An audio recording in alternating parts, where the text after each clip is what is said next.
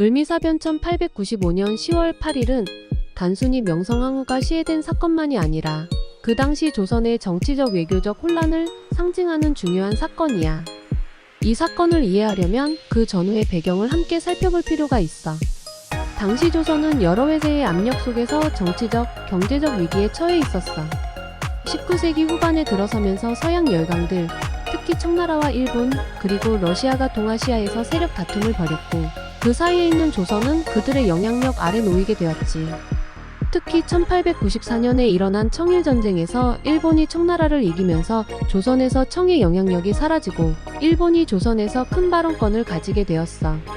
일본은 갑오개혁을 추진하며 조선을 근대화시키겠다고 했지만 그 이면에는 조선을 일본의 속국으로 만들려는 의도가 있었어.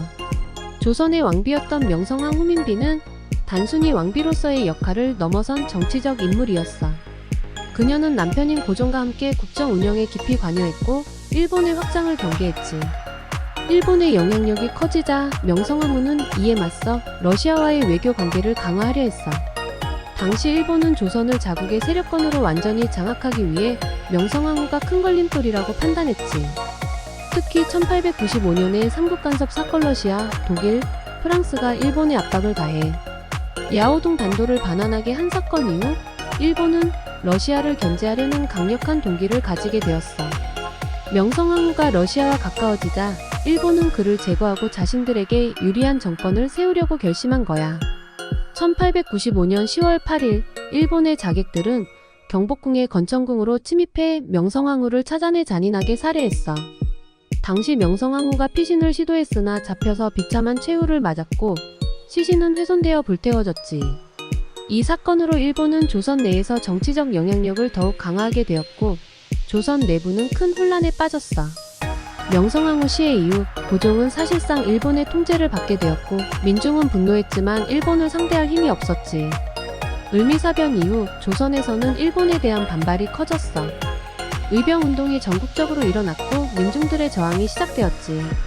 하지만 이 시기 조선 정부는 이미 일본의 강력한 영향력 아래 있었고 고종은 그 한계를 극복하지 못했어.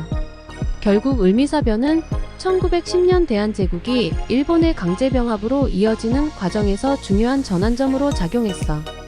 오늘날 우리는 제향군인의 날을 통해 나라를 지키기 위해 싸운 분들을 기려. 을미사변은 단순한 비극적 사건이 아니라 우리 민족이 외세의 억압 속에서 자주권을 지키기 위해 얼마나 힘겹게 싸웠는지를 상징해.